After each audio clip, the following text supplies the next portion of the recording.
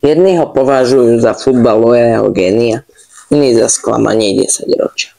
Za jeden zápas ti vie zlomiť členky aj nervy. Ousmane Dembélé, hráč, ktorého potenciál siahal do vesmíru, ale jeho kariéru brzdí jediný nepriateľ, jeho vlastné telo. Ale čo keď ti poviem, že práve v roku 2025 to celé začína dávať zmysel?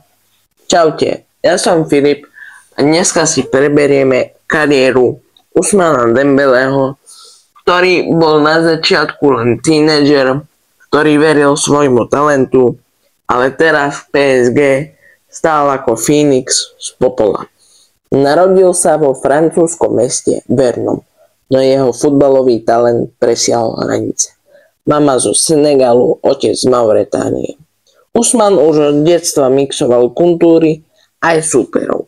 V Rennes si ho všimli ako tínedžera. Nepredvídateľný, výbušný, oboma nohami rovnaký. Už v 18 rokoch ho porovnávali s Ronaldinhom. Borussia Dortmund, miesto, kde sa stal medzinárodným menom. Jeho prvá veľká sezóna, 10 gólov a 21 asistencií. Rýchlosť, chaos, krása. Fanúšikovia ho milovali, obrancovia nenávideli.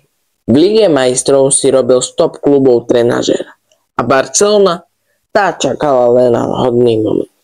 V roku 2017 prestupuje do FC Barcelony za viac než 135 miliónov eur ako náhrada za Neymara. Tlak? Obrovský, ale problém bol inde. Zranenia, hamstringy, stehno, koleno. V 5 sezónach vynechal cez 100 zápasov. Ale keď hral, tak to stálo za to. Fanúšikovia videli záblesky geniality, klub mu však prestával veriť. No Ousmane sa zmenil. Nový tím doktorov, individuálne tréningy, dieta, mentálny coach. A najmä Xavi, ten v ňom veril viac ako hocikto. V sezóne 2021, 22 a 23. Opäť lietol. Nečítateľný dribbling, výborný pressing.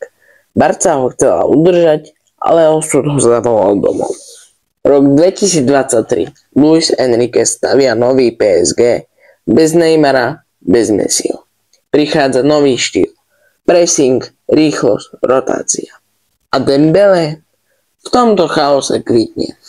S Mbappém a Kang Inom vytvárajú trojuholník, ktorý obrany nestíhajú sledovať.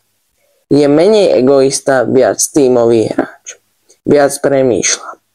V Lige majstrov 2024 bol jeden z najlepších krídelníkov sezóny. Ousmane Dembélé má 27 rokov, je stále v najlepších rokoch kariéry. Chlapca, ktorý sa spoliehal len na talent, je dnes muž, ktorý chápe, čo futbal vyžaduje. Ak vydrží zdravý, rok 2025 môže byť jeho.